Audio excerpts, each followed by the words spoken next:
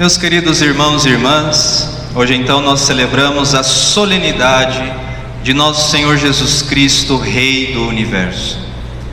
E celebrar Jesus Cristo como Rei não é só celebrarmos um título metafórico de Jesus, ou seja, é um jeito de nós demonstrarmos a nossa reverência, a nossa gratidão, chamando-o de Rei. Não é só um título metafórico, é algo real, é algo concreto que nosso Senhor Jesus Cristo quer exercitar sobre tudo aquilo que existe. E isso por duas razões. Primeiro, porque nós sabemos que Jesus é a palavra do Pai que se fez carne. Por esta palavra nós lemos na Sagrada Escritura, lá no prólogo de São João capítulo 1, ali nos primeiros versículos, que tudo o que foi feito por meio da palavra. Nós ouvimos São Paulo na segunda leitura de hoje, dizendo: tudo foi feito por Ele, e tudo foi feito para Ele. Ele é o primogênito de toda a criação.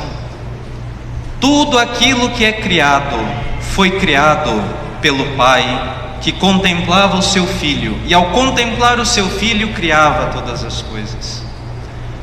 Toda a lógica da criação, todas as leis que nós vamos conhecendo à medida que a ciência vai avançando, toda a beleza da própria criação, toda a harmonia que existe em tudo aquilo que é criado, reflete a beleza, a sabedoria, a harmonia que é o próprio Deus, que é a própria Santíssima Trindade. E exatamente por ser Deus, por ser esse Logos do Pai, por ser essa palavra de Deus pela qual tudo foi criado, e Jesus é Rei de toda a criação.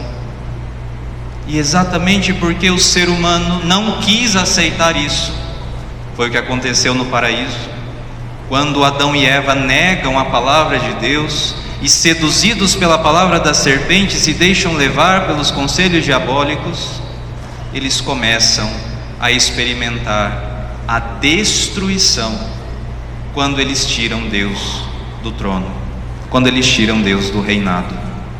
Não é à toa que esse começo da história, que a Sagrada Escritura chama de paraíso, era chamada dessa forma.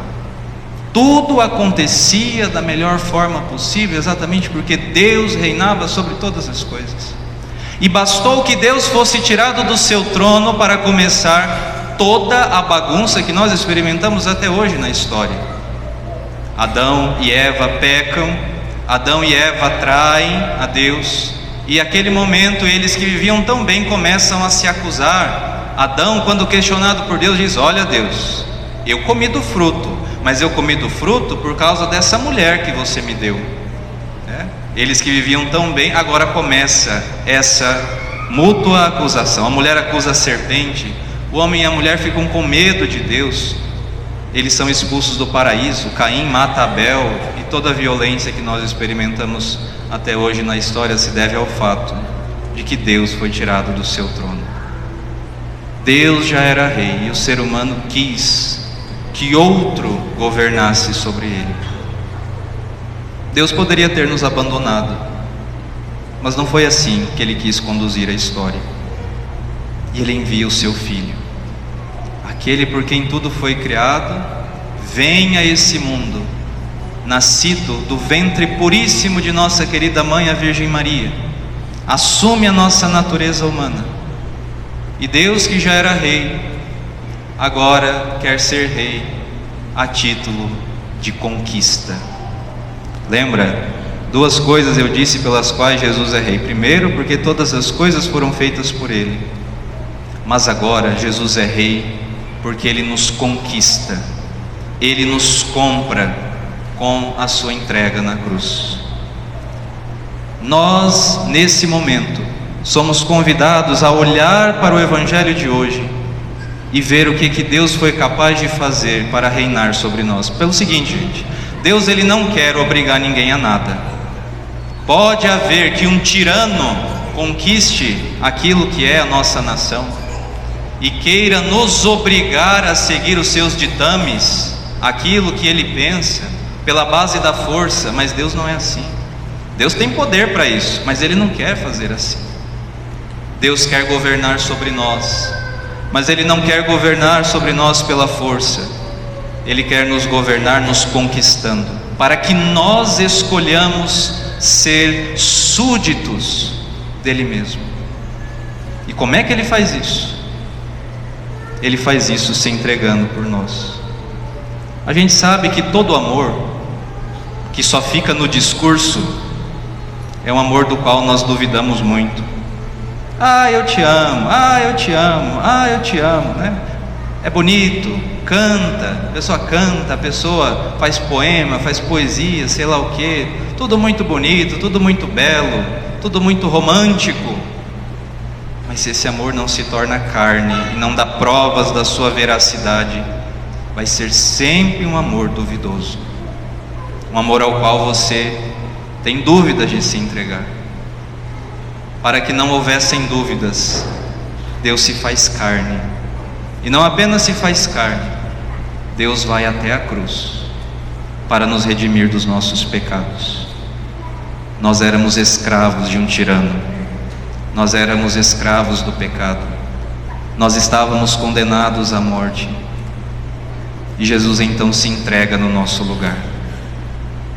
E hoje nós vemos aqui no Evangelho aquilo que são as duas atitudes que nós podemos ter em relação a esse acontecimento. Primeiro, nós temos este malfeitor, este rebelde. Eles não eram necessariamente ladrões, como a gente comumente diz.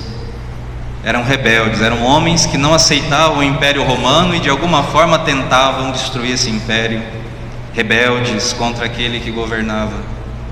E esse homem que está crucificado com Jesus começa a olhar para esse Jesus e dizer: você não é o Messias? Você não disse que era este enviado de Deus? Por que você não faz nada? Prova, agora é a prova. Todos os seus inimigos estão aqui, os fariseus, os soldados, os chefes do povo, está todo mundo aqui. Todos aqueles que te pregaram na cruz, e pregaram você na cruz, porque não acreditaram na sua palavra, estão aqui. E agora é hora de provar esse seu poder de Messias, descendo da cruz, nos tirando da cruz, nos livrando desse sofrimento. Essa pessoa, esse malfeitor, esse rebelde, se trata daquele que, querendo ser salvo, não quer mudar de vida. Querendo ser salvo, não quer que Deus reine sobre ele. Ele quer continuar vivendo a sua vida da mesma forma, não reconhecendo que essa crucificação lhe é merecida por conta dos seus atos de rebeldia, mas quer que Deus faça uma mágica.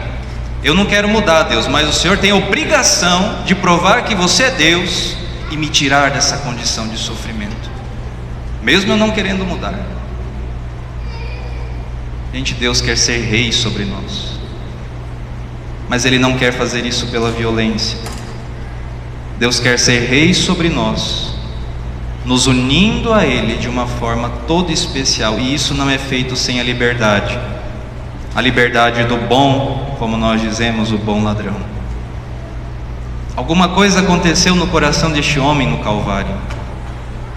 Ele pregado à direita de Jesus, com dificuldade, né? Imagina estar crucificado e olhar, Jesus estava à direita dele, né? E ele estava à direita de Jesus, e ele teve que olhar para esse Jesus, olhar para cá, à direita de Jesus, teve que olhar, imagina, crucificado, como é que ele vira? Todo o esforço dele para ver Jesus, e alguma coisa é vista por esse homem, ao contemplar nosso Senhor, chaga viva, naquele sofrimento, rezando pelas pessoas, dizendo: Pai, perdoa, eles não sabem o que fazem. Como um carvão que é jogado num braseiro que está acendido, algo acontece no coração deste bom ladrão.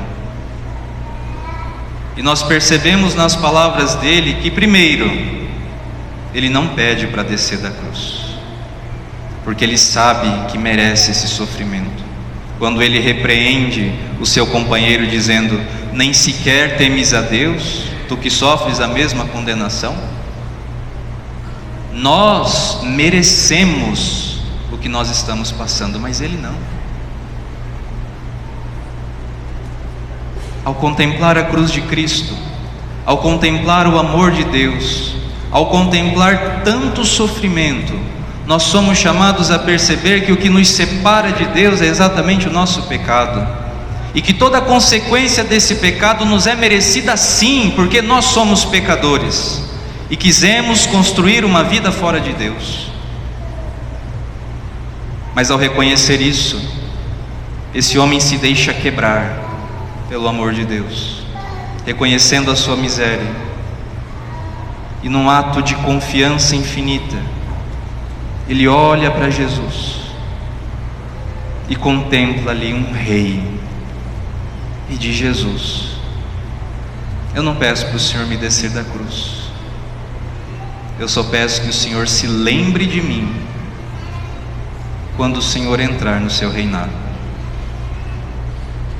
Jesus, que eu seja alvo da sua atenção quando o Senhor estiver no reino dos céus. Jesus, que eu seja o foco do seu olhar quando o Senhor estiver no seu reinado. Esse homem se submete, conquistado pelo amor de Deus, ele se submete e deixa que Cristo seja rei sobre ele. A liturgia da palavra hoje nos mostra Jesus crucificado, exatamente para nos convencer que a melhor coisa para nós é nos submetermos a Ele. Mas como eu disse, Jesus não quer fazer isso pela força, Ele quer fazer isso pelo amor. Nós vemos as pessoas que tentam conquistar as outras pelo amor, quando conseguem, outra pessoa se entrega totalmente para ela. Não é assim? É assim que acontece. Quando a outra dá provas de amor, você já não tem mais nenhuma ressalva, você já não tem mais nenhuma dúvida, você já não tem nenhuma reticência, você se entrega e se submete àquilo que está arrebatando de amor o seu coração. Ao contemplar a cruz, nós contemplamos este ato sublime de amor.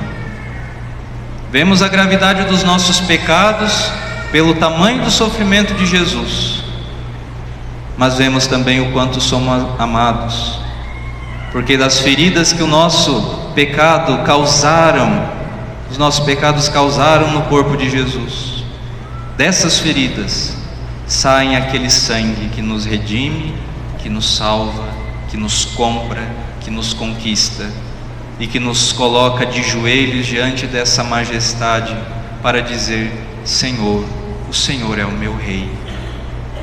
Eu não quero dar nenhum passo nessa terra se não for movido pelo seu amor. Eu não quero mais ser escravo de outros ditadores dos pecados. Eu não quero mais viver a vida que eu levo. Não quero ser como um mau ladrão que quer ser salvo, mas não quer mudar de vida. Eu aceito o sofrimento de ter que mudar de vida. Eu aceito o sofrimento da conversão.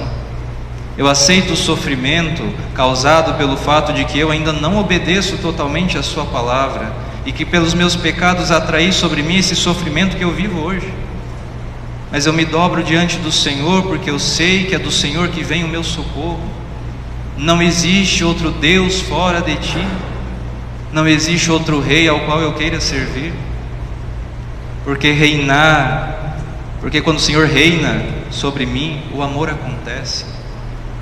E eu experimento a força deste mesmo amor que destrói todo o mal do pecado, o mal da violência, o mal daquilo que nos separa do Senhor. Meus irmãos, Cristo nos conquistou, mas Ele não quer nos obrigar a nada. Que a cruz seja sempre para nós objeto de meditação. Que você tenha uma cruz na sua casa sempre para lembrar o que Deus fez por você,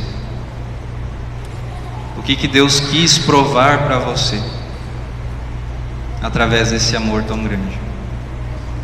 Que seja para nós um convite para abandonar o pecado, que seja nós um convite para nos entregar a esse amor que governa todas as coisas com sabedoria.